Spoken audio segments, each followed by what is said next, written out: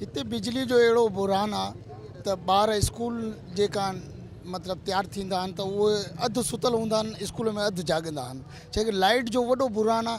2 कलाक लाइट हूंदी आहे, 3 कलाक लाइट बंदि हूंदी आहे। गुज़िरियल 5 सालनि खां जेकी पीपी गवर्नमेंट हले पई, बदतरीन इन में लोड शेडिंग थी आहे। सिर्फ़ु चक्राकोट न पूरी कराची बल्कि पूरी अवां सॼी सिंध ॾिसंदा त जिते किथे बिजली जो बुरान हली रहियो आहे। साईं 3 कलाक 4 कलाक लाइट कोन्हे का, 4 कलाक मज़दूर माण्हू निंड ई कोन था कयूं। 10 खां 12 घंटा लोड शेडिंग, उन खां अलावा गैर ऐलानी अलाए केतिरी आहे।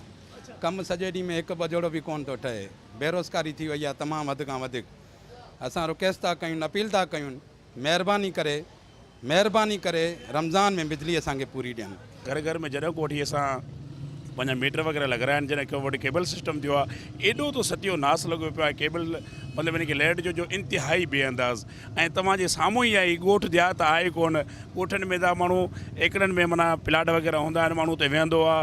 हिते 80 गज़ जा नंढा नंढा प्लाट आहिनि, नंढा ॿार, एॾो इंतिहाई परेशान था थियनि पिया।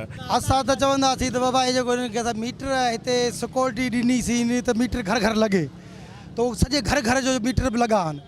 जॾहिं कुंडा सिस्टम हो त असां वटि लाइट फ्री गज हूंदी।